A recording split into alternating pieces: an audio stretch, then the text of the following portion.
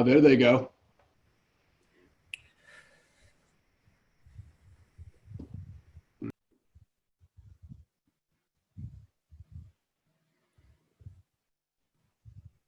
All right, we're getting started here. So we've got people joining in. Hopefully everyone sees us okay. We'll have a little bit of housekeeping here while I unmute a few of our additional sponsors and participants here, so bear with us.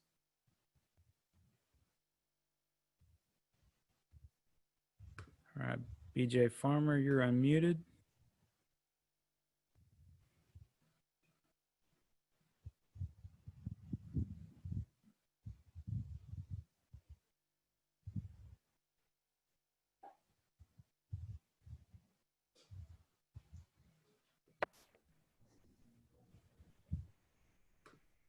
Trent Peters, you're unmuted. Shane, you're unmuted.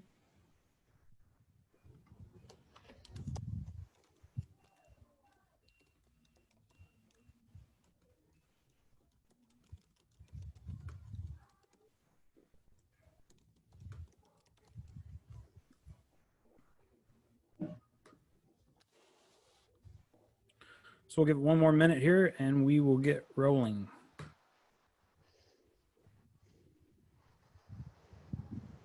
Are you sharing your screen yet, Keith? I am in the process. All righty.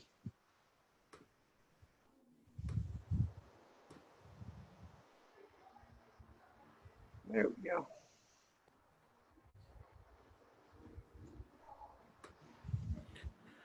Okay, so I'll go ahead and get us started here. The title of our presentation today is Back to Work, Leveraging Technology to Increase Productivity and Maintain Safety Precautions. So best practices and lessons learned from 10 managed IT firms. So on this presentation, I'm happy to present our peer group here. We've got a few different panelists here. We've got first Doug Domon, which I'll be providing some further introductions though. Doug Domon is my business coach, and a number of our works with a number of us as a business coach. We've got Gary Harlem at Technology Advisory Group in Rhode Island. Alan Bauman with CompuWorks in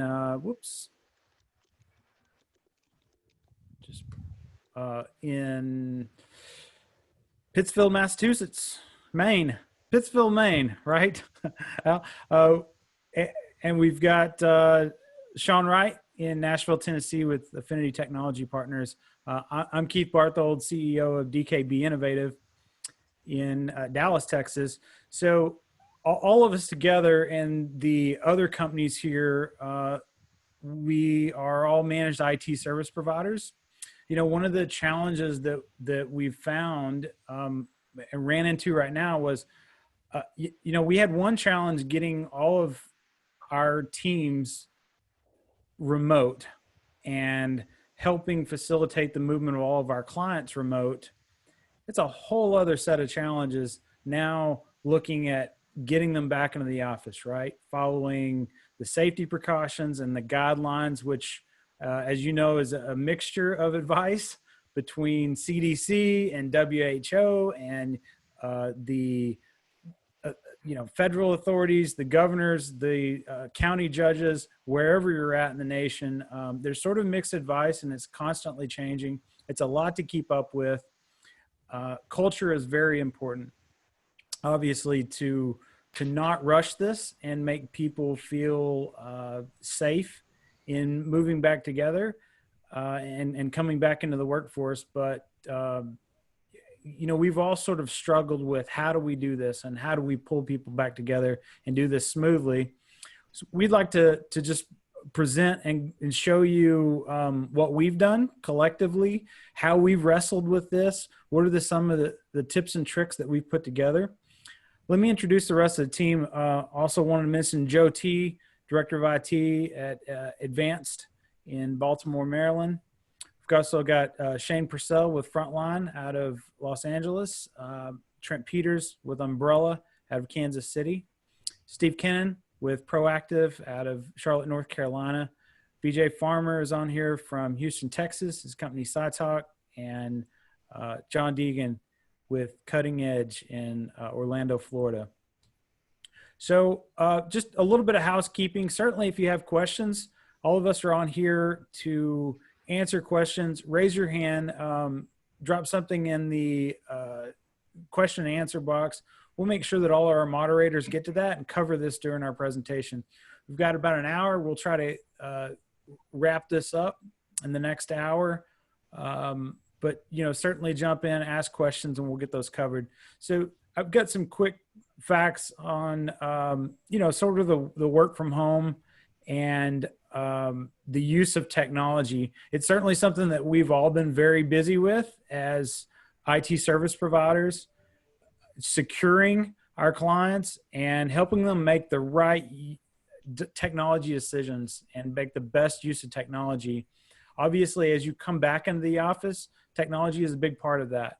There's an HR component of it. There's a culture component, but there's also the use of technology. How do we do it correctly? And that's what hopefully this panel together will help provide some advice and at least inspire some thought around how do you get moving back to return to the workforce in the office. So from an agenda standpoint, we're going to cover a few things here. One is just getting back to work and starting with Doug, and how do you ask the right questions and really understand what the readiness of getting back into the office and back to work is.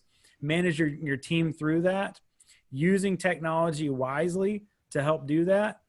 What are the IT best practices? And hopefully by the end, we've got some time for some question and answers. This is recorded. You've been invited by various service providers. All of us sort of collectively put some invites out. Certainly, if you have any questions, please reach out to the person that invited you to this, and we'll get recordings out to you shortly after this is completed. So I'd like to start with the first slide here and hand it over to Doug Domon.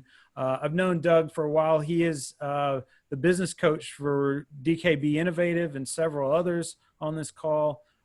He runs a company, Doug Domon Biz Improvement.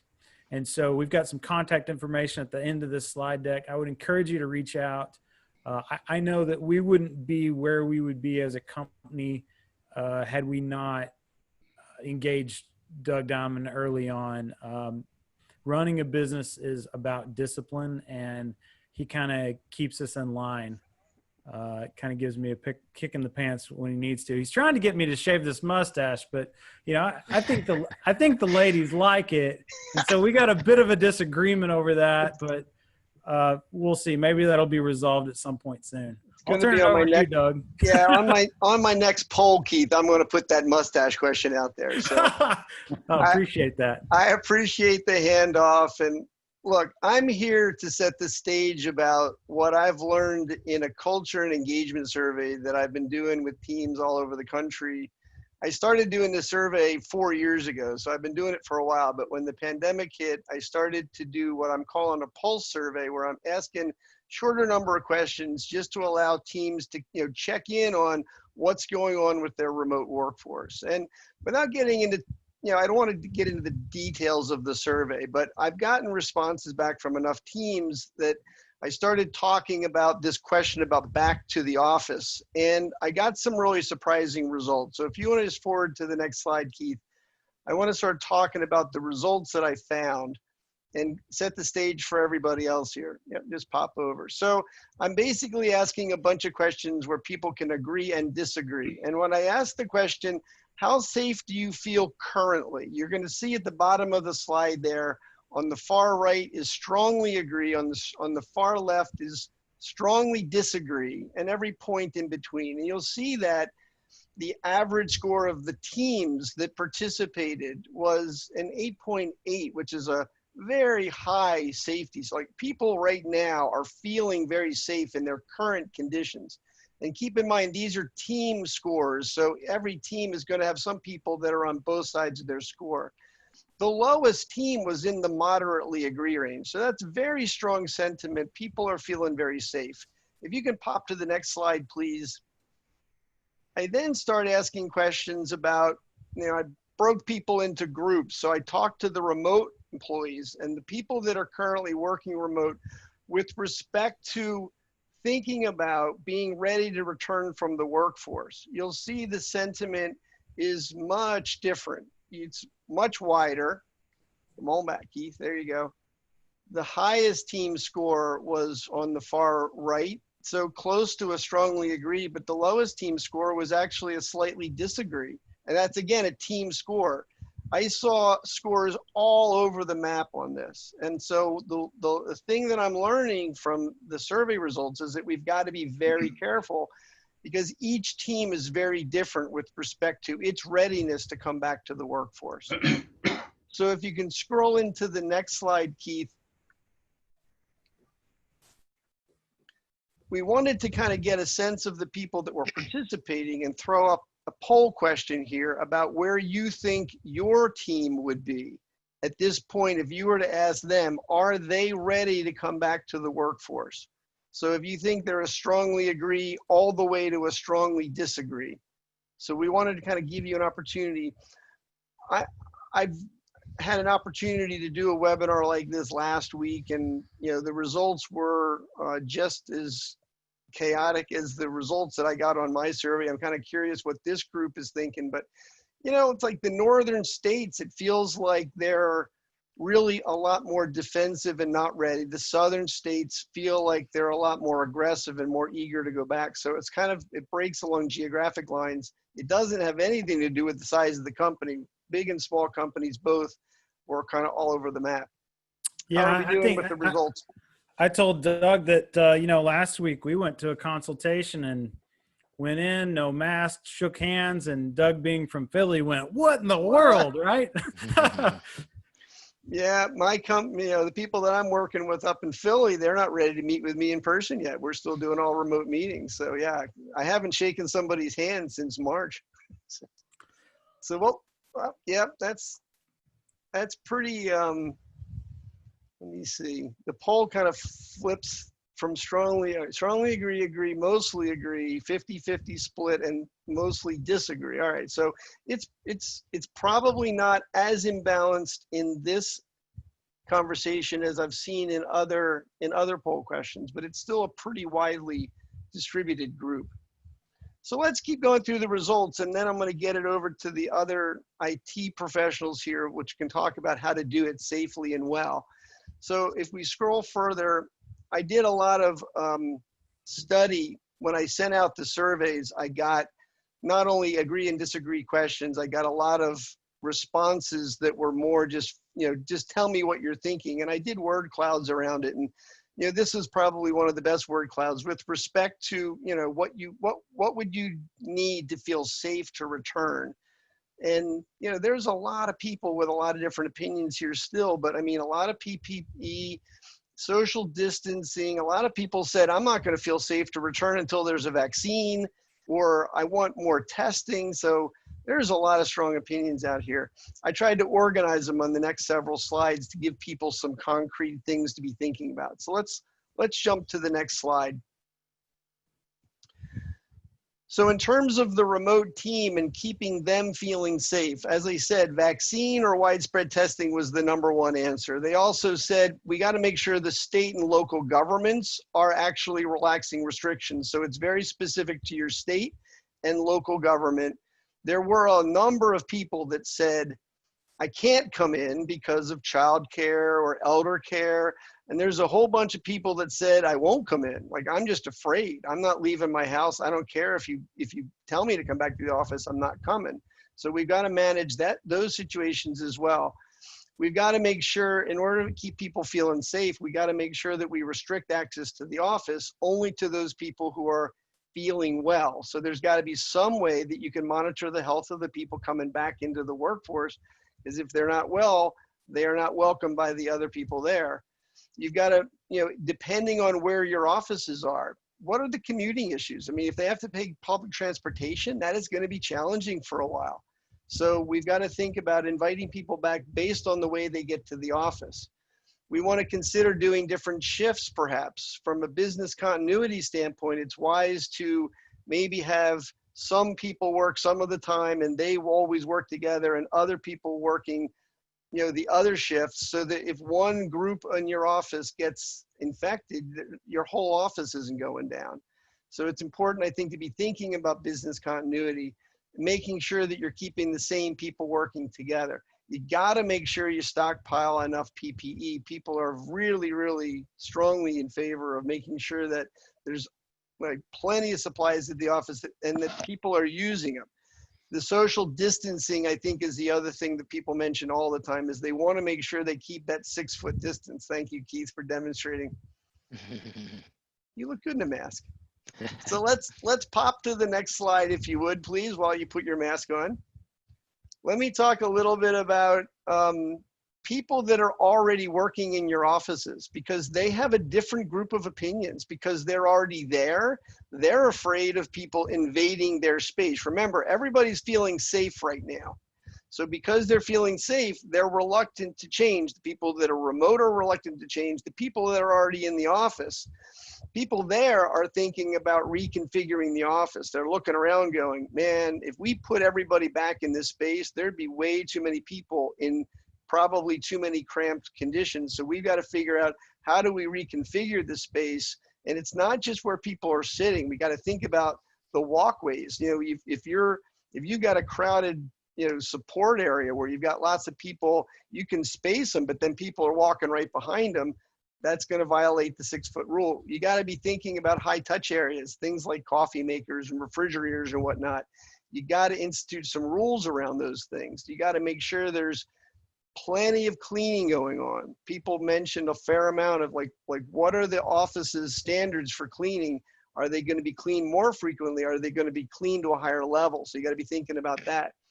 How many people do you want to allow in your common spaces? How many people can be in the kitchen at one time? It used to be a place where people congregated. Now it probably can't be. So where are they going to eat? We got to figure that out.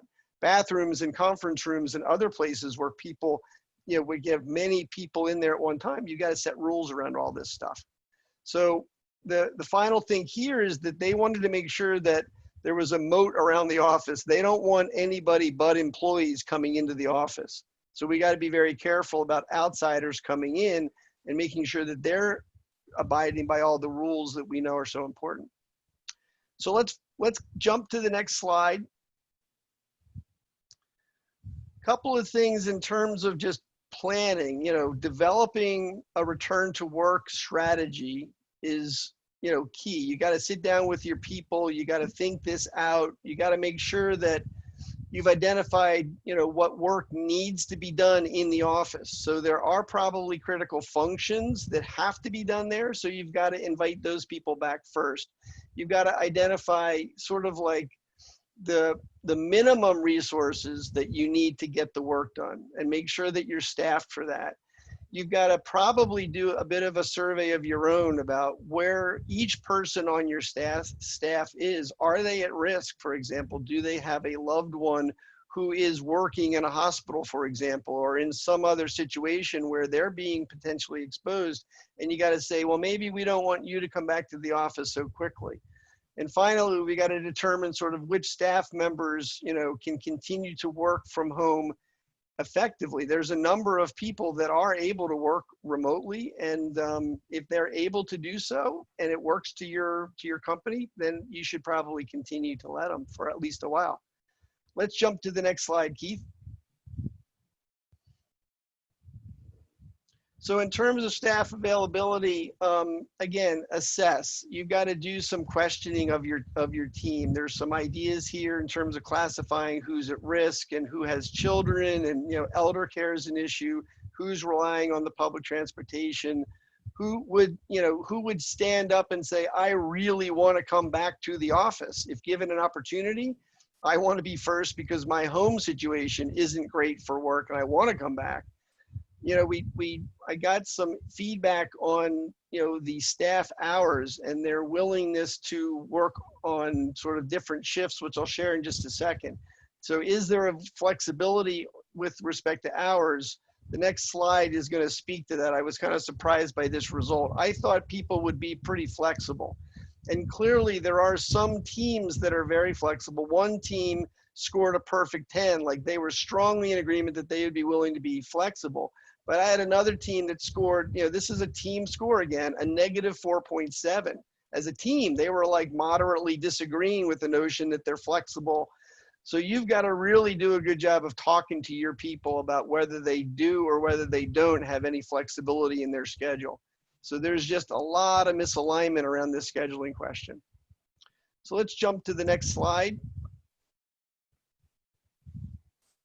So a couple of things, this isn't hard. I mean, you got to think about this whole thing in terms of a phased-in approach. You got to think about sort of a stage 1, stage 2, stage 3. And I think that's got to be part of every company's plan. Ease people back into this. From a culture standpoint, you got to make sure that you're not rushing them back and that it's a very deliberate stage-in approach that people can kind of buy into. Once they're back in the office for maybe a half a day, and then maybe invite them in for a little bit longer and then a little bit longer, I think you're going to find that they're going to be more agreeable to come back in for longer periods when you give them just little short bites at first. So stage in the approach. Let's jump to the next slide, please. Critical office supplies that I don't know that this is going to be news to anybody, but I mean, there's just a whole bunch of things that you got to think about in terms of making sure that people are safe coming into the office. Gloves and thermometers and face masks and wipes. Wipes in particular are hard to come by right now, so are face masks. So you've got to really plan to get the supplies in advance of your coming back to the office. So let's bump to the next slide, please.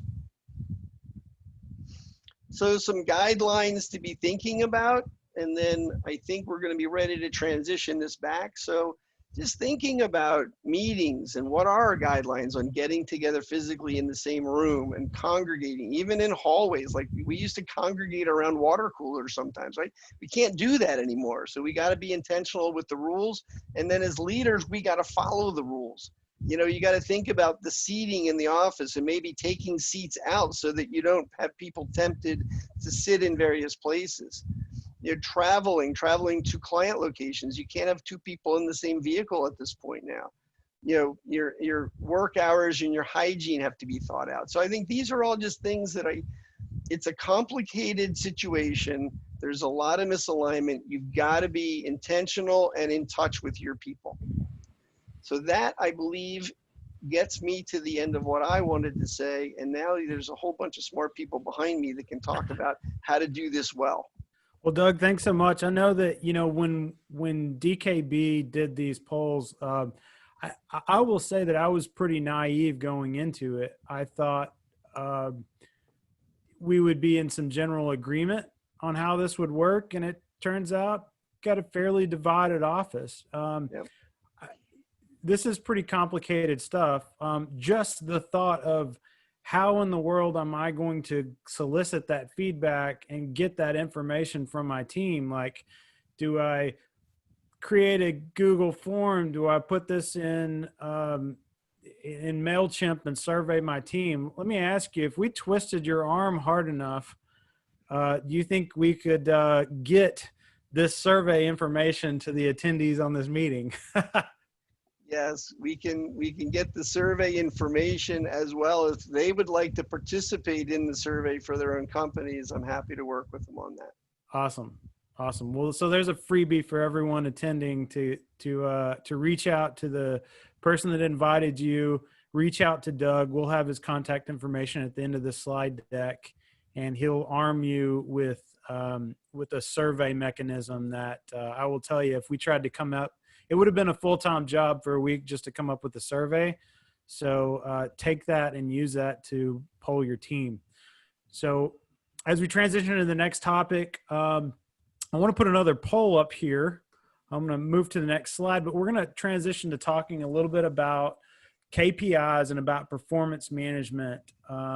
This is something that all of the hosts here on this call, the panelists, are I would say tenacious about, very disciplined about having measurement of performance and having KPIs in place.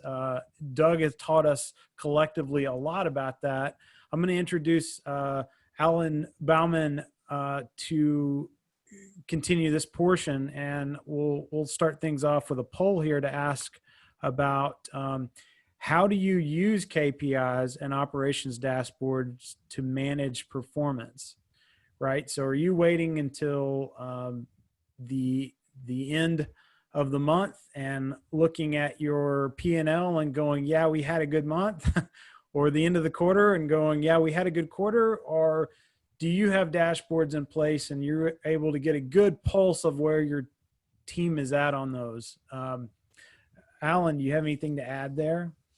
Yeah, I mean, let me sort of just give a little preface of kind of what I want to say here. And before we kind of dive off into the technical part of this, or the technology part of the conversation, we as a group really collectively felt that it was important to talk about how we manage companies in this kind of new reality, whatever that looks like, which is much different than we're used to. And you know, as IT consultants, you might think, well, geez, what do you have to do with that? Except that there's very little space between how a business functions, this business strategy and its operational processes, and IT. So we effectively are, to some extent, IT and business consultants for all of our clients. Not to the extent that Doug Diamond is, certainly, but we are also keen observers of how our clients manage their companies. And so this feels like a very relevant topic, and certainly some food for thought as Keith brings up the poll here. Yeah, so it looks like we've got a lot of KPI all-stars here. It's a good, awesome. A good thing. Right. Surprisingly, so more than I this is going to be like, yeah, it's going to be old news for you. So I'll kind of speed through this a little bit. And I will tell you that this is a huge topic, and all we're really trying to do here is pique your interest or not. Obviously, there's a lot more work to do in terms of transforming how you manage your business. But one observation that I would make, and you know, a lot of our clients are in that small to mid-sized business range, 20 employees to 200, maybe a little bit more, maybe a little bit less. And it's fairly common for organizations like that to operate pretty informally. You know, it's the owner, it's the person that's been around for 20 years that kind of by instinct and gut feel moves the business in the direction that, you know, they want it to move in.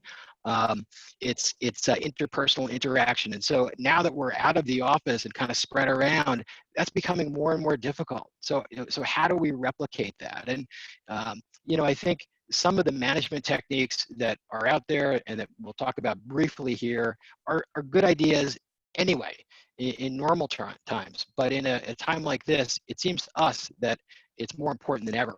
And Doug has referred to a lot of the themes here as transparency and clearly communicating goals that you have and making sure that your goals map to strategies. And Keith talked about KPIs, and you know, we'll talk a little bit about what that means. If you want to flip to the next slide. So, you know, a couple questions to just think about that kind of tie into this is, you know, if you ask your team whether or not they understand the big picture strategic goals of your organization, you know, how would they answer that question? Do you feel like the team would give you a consistent answer? Would they shrug and not really know? Would they understand what it is that they do that kind of fits into that picture? In other words, when they show up to work every day and they do their job, do you understand why that matters and how it actually contributes to the success of the organization? And do those people have KPIs? Do they have metrics that kind of map to that they're really paying attention to? And the combination of these three things is very powerful. And you know, it takes what it can be a very informal way of managing a company and turns it into something that's really data driven. It's very clear, it's transparent. People understand what it is that is expected from them. And if you do that, if you create a clear strategy and you communicate clearly to your employees where they fit in that, and you pay attention to that, I promise you that you will move things in the right direction. And we've lived this for years and years, and most of the hosts on this call have, many of our clients have. So we're suggesting that, you know, if you haven't sort of migrated to this kind of a methodology, you may want to think about this. And there are countless books that are written on this subject, and I'm not a business book junkie, so you know, here's a few that you know I've been exposed to that I think are kind of variations on the same kind of theme. Traction is relatively new. That's gotten a lot of play recently, scaling up. The Great Game of Business is actually an older book that we kind of adopted as our Bible years ago, and they all kind of say similar things.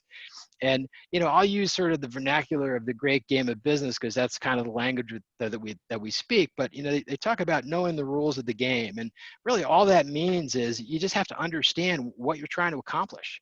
And that's true whether it's from the business perspective or from your day-to-day job perspective. You just need to understand that, and so that again is that concept of transparency. And then you need to measure it. You need to keep score. And then the last piece of it is a stake in the outcome, which I'll tell you is probably the least important, but it all really feeds back into this first point, which is that people want to feel successful when they come to work. And, they talk about that as wanting to win. But it's really, this innate desire for people to want to have meaning in their work and want to feel like what they do matters. And,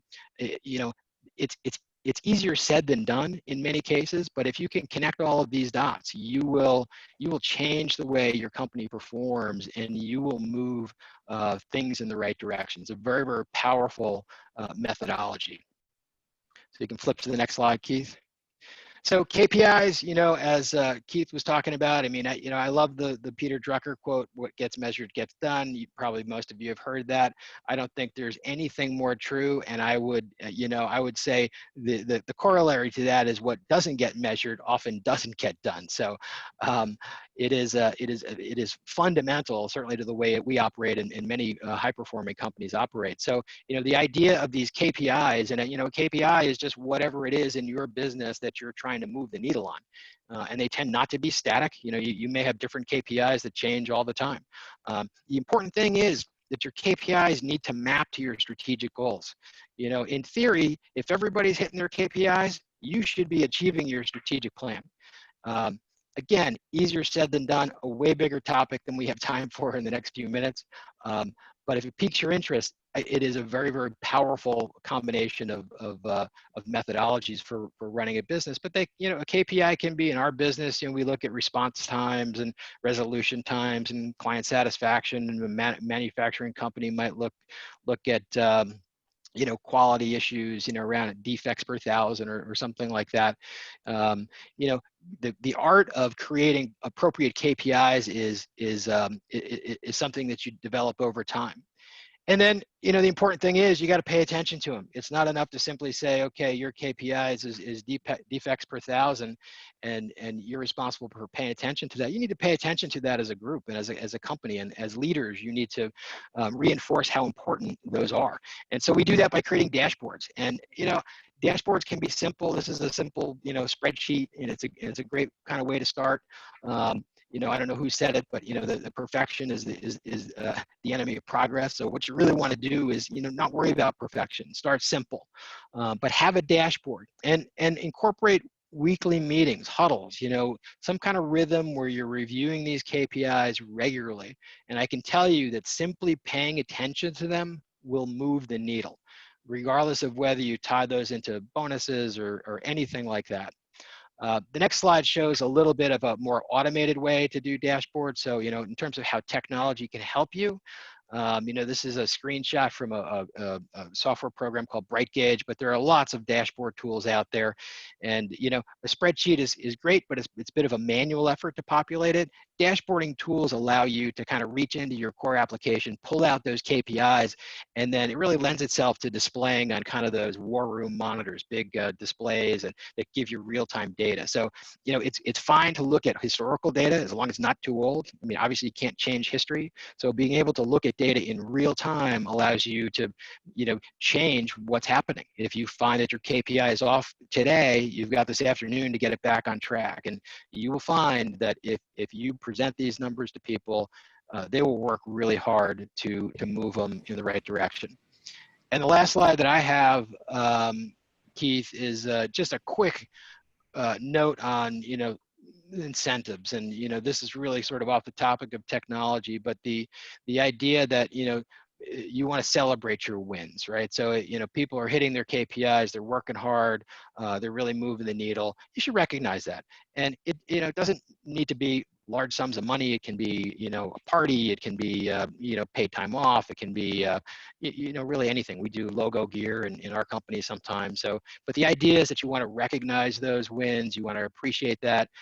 If you do all of those things, you will have a company that is managed in a much, much different way than many small sort of informal gut feel organizations run. So again, big topic, and maybe that piques your interest. If it does, grab a book and start digging in. But I will tell you that this is well worthwhile, and there are ways that technology can help you with this, which I think leads into Gary's slides. Yeah, and thanks for presenting that, Alan. I mean, I would just say to any of the attendees here, if you are interested in that, if you're interested in putting dashboards in place, the person that invited you here, we've all been schooled on this. We're all using dashboards and using KPIs actively in the business. And, if you look at it from a sports standpoint, sort of difficult to follow a football game if you don't have a scoreboard. And you need scoreboards for your team because yes, everyone is motivated by cash and they're motivated by getting paid. But when you can start gamifying and really showing people what is progress, what is moving the needle forward, and what is winning versus just activity every day in and day out, I promise you it will make a difference in your business, and it will change the culture too, because when people feel like they're winning and they know what winning is, they're just going to be a happier workforce. And so thank you for that, Alan. So as we transition over here to Gary, he's going to talk to us a little bit more about the technologies, the tips and tricks to bring your team in and make the most use of technology. You're muted, Gary. Gary, you are on mute. There we go. Sorry about that. Good afternoon. Gotta love the technology that we don't even know how to use. So what I want to do is talk a little bit about some of the technology that we've used specifically around collaboration. So at TAG, we were looking for ways to streamline our communications. Our old methods were no longer really adequate. We were looking to find out how Office 365 could help. We'd been using it a little bit for some of our things, but they offer so many different components. We started looking a little bit deeper. And we've heard and seen a lot with our customers, it's becoming the go-to platform for many people who want to collaborate. There's very tight integration between many of the components, and it keeps getting better. Microsoft's doing a really good job along those lines. One of the most important things, security. All the communications are very secure and very private. Now, we could spend the next few hours or even the next couple of days discussing many of the apps, but in the interest of time, we're going to focus on a couple of them that have really helped us to collaborate within our organization, and I know many of our partners are doing the same. We'll talk about Microsoft Teams. It's a communications and a workspace portal. SharePoint is an intranet and document repository. And Bookings is a website that helps to simplify appointment bookings. And a last one is technically not an app, but Microsoft Find Time is really helpful in booking some appointments from a different perspective. First off, Keith, next slide, please. So Microsoft Teams is really becoming a workspace that brings together many of your Office apps and even third-party integrated programs. Interestingly enough, I mentioned the integration. Microsoft is opening up many of their applications, as you'll see here and a little bit later on, to third-party companies to show their data right within their applications. People can connect via chat, video, voice, and sharing their screens. It makes it really easy to work together as a group. Let's start with the chat. The chat area is divided into teams. The terminology can get a little bit confusing, but if you think of a team in terms of a department in your company, human resources, finance, manufacturing, certainly teams, though, don't need to be limited to one department. It can include people from many or any combination of departments. For example, you might have a team for a safety committee. Within that team, you can separate that information into channels or topics. A sample channel for human resources might be benefits, payroll, corporate policies. It's an area for people to share information on each of those topics. A channel for a manufacturer might include a production dashboard, something that Alan talked about a few minutes ago. Each channel can have multiple pages, each with different types of information: posts, files, wikis, reports, some of those third-party applications I mentioned. Generic pages that could be some of anything. So for example, if you're using another program like Microsoft Planner and you want a quick spot to view your project plan, you can dump that right onto a page in Teams. You can embed dashboards too. Each of those types enhances your ability to stay in touch and share information with each other. Again, security is really easy. You invite those that need access. Only those that are invited can see those channels or those the teams. And one of the nice things, you can invite folks from outside your organization also. One of the ways Gary, could you have something that's sort of outside of business, like a water cooler channel, just for sort of social things? You know, there's no rules or anything of that nature. That's the beauty of it. We have multiple topics. You know, we have a general category. You know, anybody who wants to put up announcements, you know, things that are coming up or things of that nature, absolutely. So you could have a channel for people that love mustaches, right? What's that? You could have a channel for people that love mustaches. Yeah, I'm not sure you'll get very many people on that one. Oh, okay. Well, I guess that's a good point. Yeah. Think about these things. Yeah. But one of the nice things, though, is regardless of the topic or the team, it's important to know what's going on. So with notifications and mentions, everybody knows what's going on. If you're addressing a post and you want to make sure that the person it's targeted at or your group needs to know about it, you can mention them in your post and they'll get an alert. Likewise, if you're mentioned either individually as part of a group, you'll get that alert, and all these alerts show up on your activity list. Certainly you don't have to wait for those activities, but you can go to those topics and read through the chronology of posts. They're all threaded topics, and anybody can post a topic or a thread and start a new conversation, and people can reply to them. And the nice part about it is they can do it at their own pace. They don't have to do, it's nothing about real time. They do it at any part of the day that they want. And sure, people like to keep it fun. There's plenty of emojis, GIFs, and stickers to keep it random and keep it fun. In addition, and we make a lot of use of this, there's private chats. So I can just go to any member of my team or combination and have a private chat that's just between, you know, one-on-one or a couple of us, and you can go back and forth. And as you'll see on the next slide, when we start talking about meetings, any of these chats can be turned into a meeting on the spot. So Keith, okay, there you go. So meetings can be scheduled or impromptu. Especially with the remote workforce, you know, over the last 2 months, I probably have 3 or 4 impromptu meetings a day, most of which will include a screen share where we just need to help each other out. Instead of somebody coming into my office and looking at my screen, they do it from across town. So like anything, like any other meeting, you invite the people that you want. If it's scheduled, it's going to show up in your calendar. Like all the other meeting apps, when you send out an invite, you're going to get a link to the meeting, and it can be a screen share, it could be video, it could be chat, it doesn't matter. I'll mention one thing about Teams that, no, hold on, one sec. For many people who are used to Zoom or some of the other platforms where you can have, you know, 25 or 30 people on a screen, right now, Teams is limited to 9. They're talking about more. So if you're really looking for somebody where you have to see a large group all at the same time, it might not be the best for you, but keep that in mind. It hasn't been a problem for us. Now it can go on.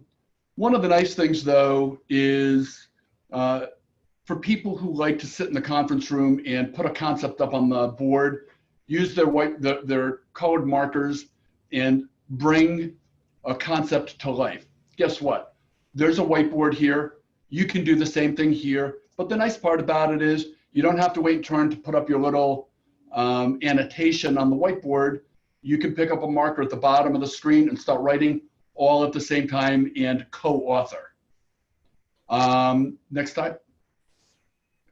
Couple of quick things just to bring it together. The calendar, as I mentioned, it's the same calendar as you have in Outlook. So it's not like you're maintaining a separate calendar. They're all tied together. We talked about that integration between the apps. And what platform wouldn't be useful without a powerful search tool? You can search across messages, across the people, across files. Once you start coming up with results, you can filter them to really hone in on your information. The toolbar is very customizable. The applications that you use regularly can be added. I'll note one real quick thing about the file system. When you look at the file section, it's not just files and Teams. It actually shows you files from your Office apps, things that you've been referencing either online or offline. You can even add third-party cloud platforms like Box, Dropbox, ShareFile, Google Drive. So all of that data can be accessed in one spot. And again, we talked about some of these custom pages like reports and dashboards. Really, Teams is becoming that customizable workspace where you can bring together many of the things that you work on. One last kind of benefit is, and we're seeing that as we've brought on some new employees, the new employees have the ability to go back and look at history and see what's there and quickly search on the threads to figure out what's been talked about in the past. Slide. Microsoft Bookings, it's essentially a website that it's not part of the Office 365 programs as you know it, but it's integrated. You can create a website where you can give outside folks the ability to pick an open time slot that you've got, or an open time slot across people in your team, and book a time that's convenient for them. Again, the booking site has access to your calendar because it's part of 365. So basically you go in and you define a service, which could be a certain amount of time, and you can allocate or tell it who has to be involved, and it will find the available times. So when you'll see on the next slide in a moment that when you browse through the days, each day it will show you the time slots that are available for you to pick. When you book it, an appointment email is automatically sent out, as are the reminders to remind people, and it helps to cut down on missed appointments. This can be really useful for people who sell time slots, a lawyer, an accountant, even like a salon where you need to give people the ability to book time for you, and you want to cut down on your involvement in doing so. On the next slide is another tool. It's technically not an Office app, but it's a plugin for Office 365 that works with all recent versions of Outlook, and it allows you to create a poll in order to help the attendees pick a time that they want to and vote on the available times. Basically, the organizer will put together a couple of sample time slots that they think will work. You send out the poll to each person, and on the next slide, you'll see that they can actually vote up, and you can see in the portal or the little dashboard, each of the people can note which ones will work or won't work and vote on their preference. And at the end, once the organizer says, fine, I've got an information, you'll see the button off to the right to book and create that meeting. SharePoint. Gary, I really like just the back and forth emails a dozen times, just trying to find a meeting spot. So we try to do it, and it works really well. When especially with these remote workforces, we're doing everything we can to get out of email, and that's going back to the prior topic of Teams. that's one of the things that we've noticed dramatically is the emails and some of that banter really cuts down on the inbox, which is, I think, is one of the big values. Awesome. Yeah. SharePoint, moving along, is a document management and collaboration platform. Basically, it's a combination of websites that allows you to store data and access it very easily. So for example, we were looking to get the information off of our file server, our shared drive, and make it more accessible to our employees, both in and out of the office. We moved it up to SharePoint, and suddenly everybody has access to that data, both in and out of the office. As you'll see on the next slide, basically, you divide your SharePoint area into sites. Just like in Teams, a site could be a department. And you can see in our case, there's an assortment of functional groups, in some cases personal and or organizational groups. Within a group, on the next slide, you'll see that we create libraries. Libraries are, again, flexible. They can be documents, lists, certain kinds of pages, news feeds, or again, third-party app, integrated apps. Keith, you can go one more. Again, security is really important, so you get to control who has access to all of that data. Again, internal or external users get to access that data. You can sync that data to your local computer, so you can use it online or offline. One of the most important features that we use all the time, you can co-author those documents as long as you're online, of course, and people can edit the documents at the same time. The presenters, we were editing this PowerPoint before the presentation concurrently. It works really well. Files are auto-saved as you go now. You no longer have to worry about saving your file every 5 or 10 minutes. You can create guest links, so you can share out links to public people and include people from outside of your company. And again, the search. You can search for information, whether it's file names, folders, content of the documents in a site or across sites.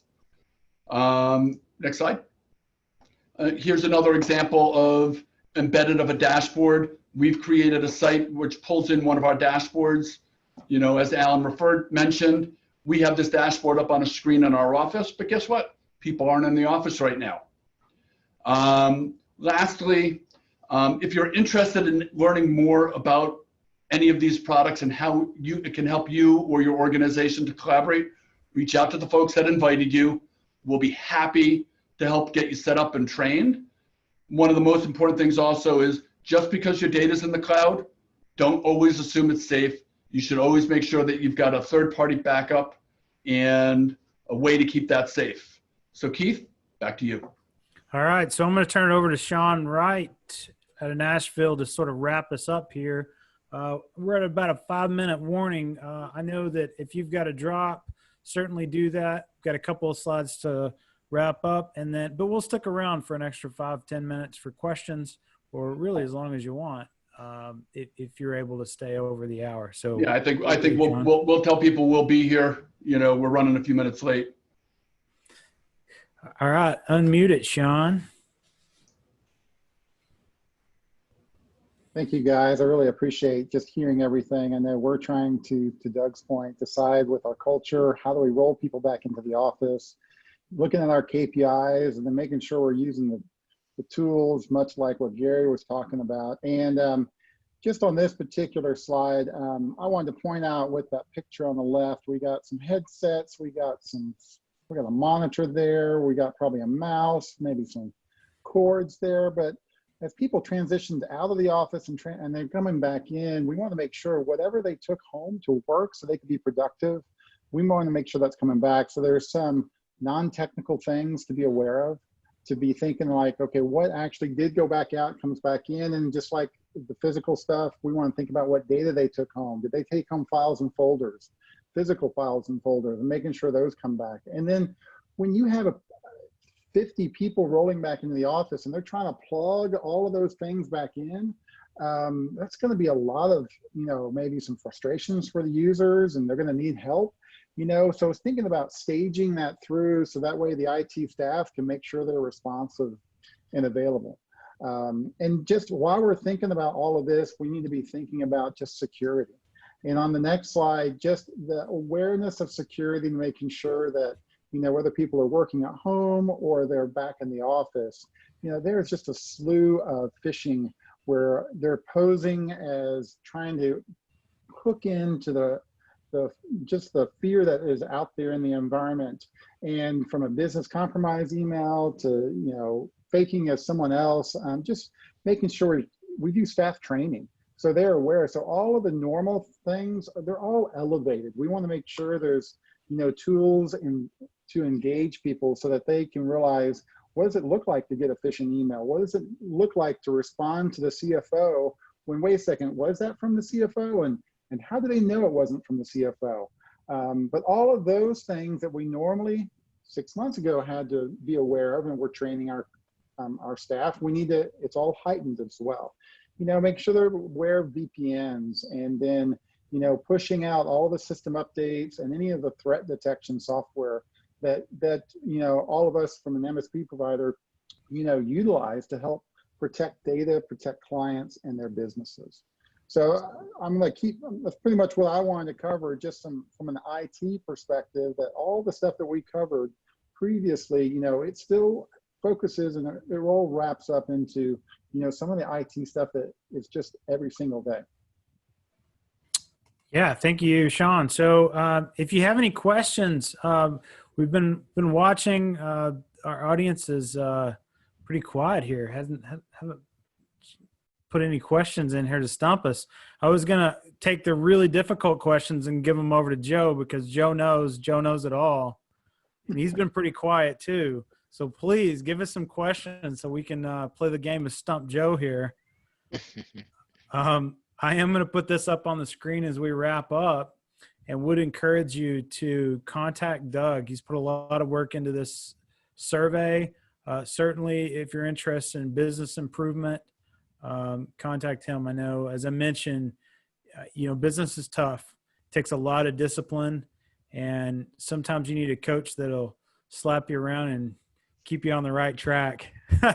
And Doug does that in the nicest way possible. But I know that we're much further ahead than we would be had I relied on my own self-discipline and not sought out wise counsel like Doug to help us all push but forward. also just to reiterate, Doug has nicely volunteered if anybody wants to just partake in the surveys without the full burden of making your business better.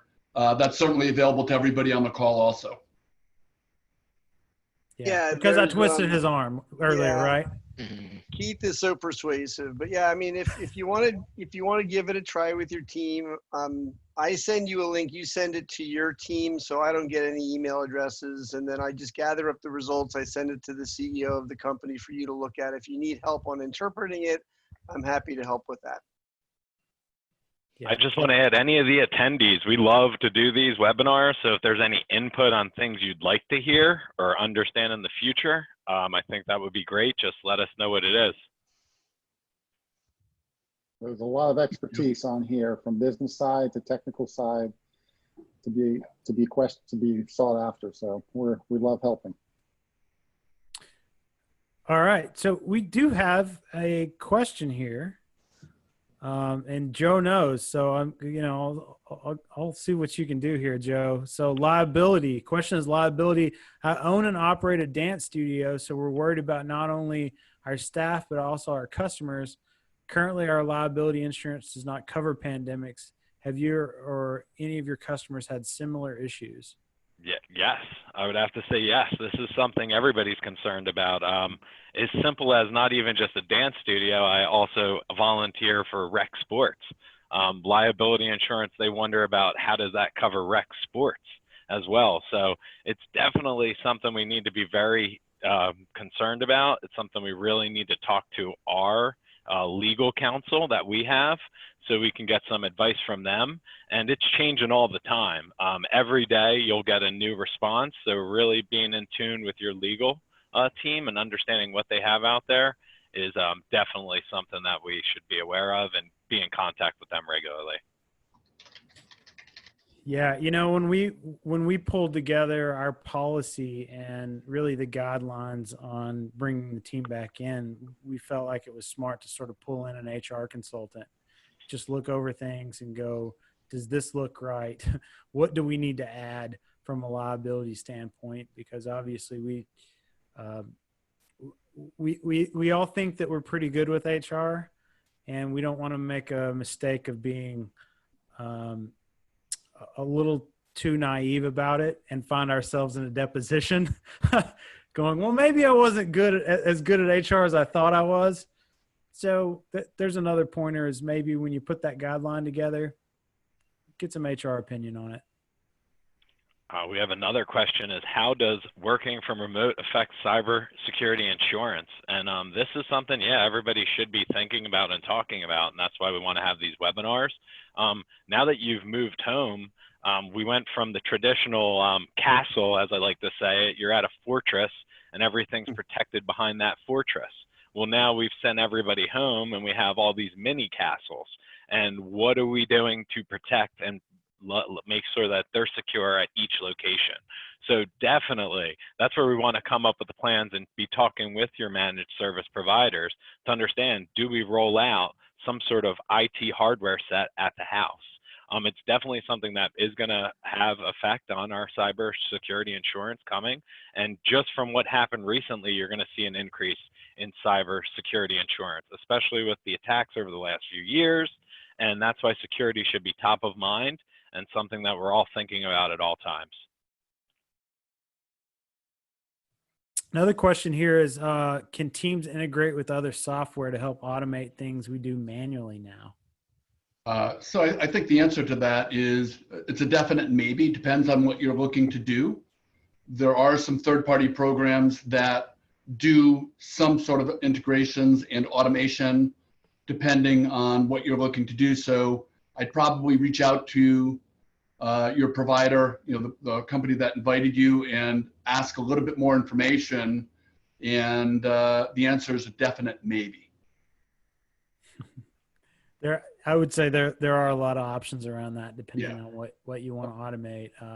A lot of people on this call that specialize in automation. So I would encourage whoever invited you here to plug them in. And, it's one of those things to where if you reached out to Gary and you need some help with automation, he would probably bring it in front of the whole group and go, hey, I got a problem here. Let's bring this together. And as a group, bring you a solution. And so that's the power of a peer group and a relationship like we have, is that there's a lot possible with technology, and we use the collective wisdom of everyone here to provide that for our clients.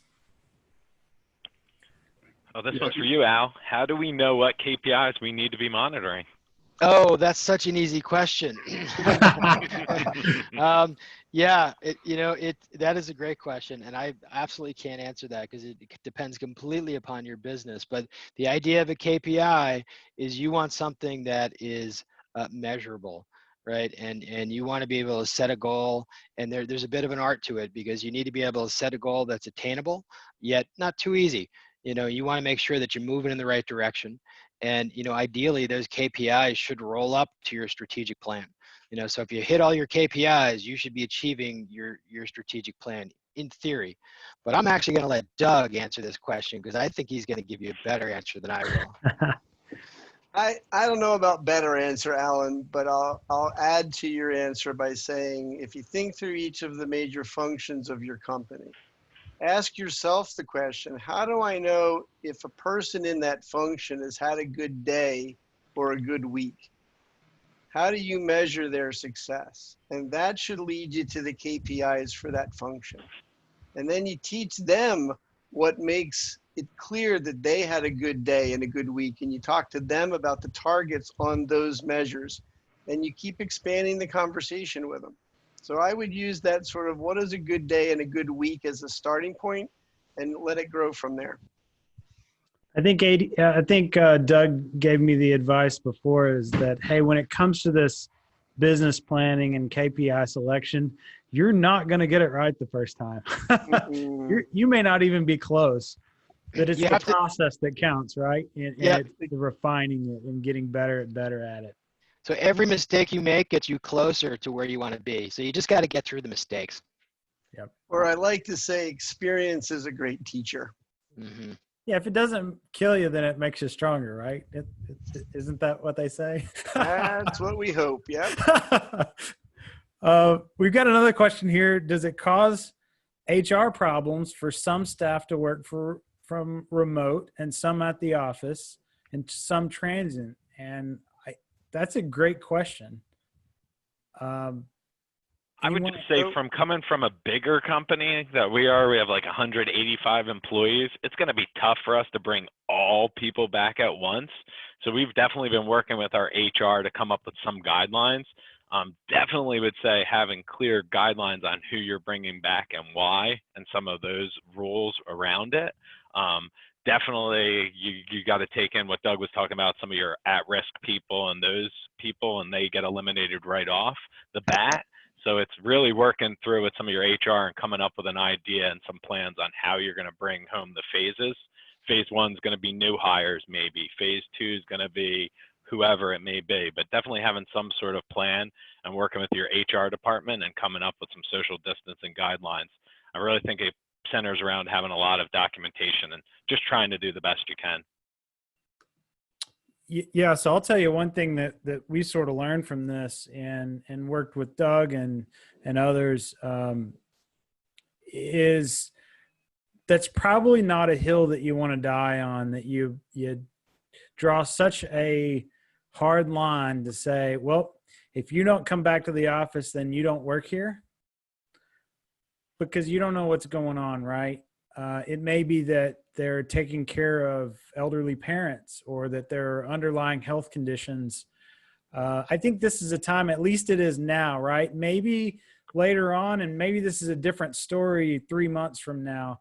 But as of right now, what we figured out is let's encourage people to come to the office, but let's have some flexibility and understanding, because we don't know what the situation is, and we don't know how scared someone might be or what the underlying concerns are. And so let's encourage, but not require people back in the office. That won't work for every company, but that's sort of the conclusion that we drew. And I think one of the other things that we've talked about at the peer level with the IT companies, which is back in March when everything started hitting the fan and everybody was going home at the same time, we were inundated with requests and people couldn't get that service as quickly as they wanted. So one of the things we want to make sure that we're going to our clients ahead of time and having the conversation about planning that return to work and thinking about how much help you're going to need as people start coming back to the office. And on the flip side, making sure, going back to some things I talked about earlier, if you're not doing a good job or comfortable with people in multiple locations, think about how to better collaborate with your team. Yep. We're going to wrap it up with the final question here. Someone mentioned what problems we run into if we don't follow social distancing, cleaning, and mask requirements. I'll say we've struggled with the same thing. What's the worst that could happen? Your entire office could get COVID-19, right. Or you could find yourself in the middle of an HR lawsuit because you were negligent in protecting your employees. That's the worst that could happen. And, that's why we said we're going to have some flexibility here because that could very well happen. We want to be cautious. And so I think you really have to think about doing everything you can to protect your team, providing masks, providing PPE, all of that. And I just want to add that this makes perfect sense of what we've been talking about. If you cannot or don't have somebody that's going to be able to make sure you're doing social distancing, cleaning, and the mask requirements, then work with your managed service provider, your IT company, to figure out a way to empower your teams to work remotely, because that's going to help you from having to worry about some lawsuits that may be coming down the road. That's exactly right. If you can use technology and you can get the same level of productivity working from home, maybe you don't need to rush back into the office so quickly. or have a mixture and have part of that office. And, you know, maybe it changes for the long term too, and you don't need as much office space by using a hybrid approach with people in the office and out of the office. So that's pretty much it. We're 12 minutes over. I want to wrap this up. I want to thank all of the panelists on here. Thank you, all of the attendees.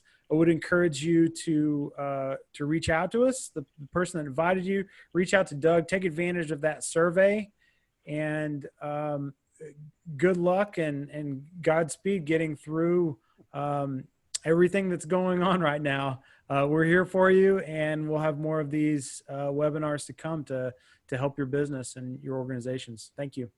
Thanks for attending, everybody. Thanks, Thank everybody. you all, Bye. Thanks, Doug. guys.